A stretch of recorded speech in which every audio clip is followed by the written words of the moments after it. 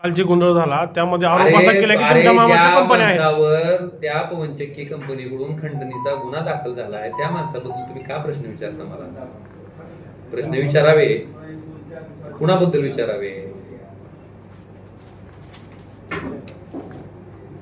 आणि मी काय म्हणलं की तुला त्या पवनचक्की कंपनीचा एवढा पुळका येत असेल तर तुझ्या शेतात निघून जाऊन तुझ्या सगळ्याची पवनचक्की उभार म्हणलं. मी कुठं काय म्हणलं का त्याला?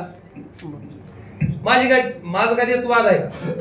पण शेतकऱ्याची जी मागणी आहे ती मी मांडली आणि मी शेतकऱ्याच्याच बाजून आहे. शेतकऱ्यासाठीच मी म्हणलं की काल पालकमंत्री महोदयांनी त्या स्थगिती दिली ना की जोपर्यंत शेतकऱ्याचा विषय त्या ठिकाणी संपत नाही तोपर्यंत पवनचक्की कंपन्याला त्या ठिकाणी परवानगी द्यायची नाही म्हणून सांगितलं. शेतकरी मागणीच काय? त्यांच्या अग्रीमेंटची कॉपी, स्वतःच्या अग्रीमेंटची कॉपी त्यांना मिळत नाही म्हणजे दुर्दैव काय?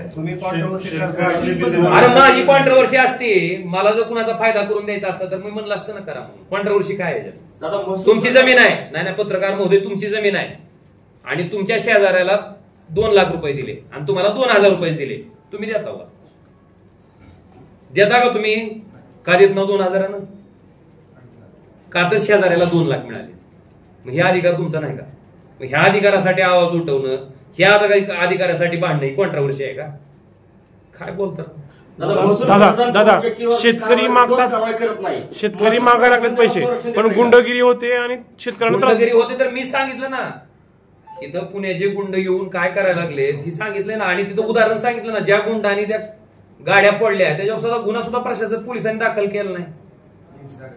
महसूल प्रशासन तुमची गाडी पडलं, महसूल प्रशासन पवनचक्कीवाल्यांना संरक्षण देत आहे का?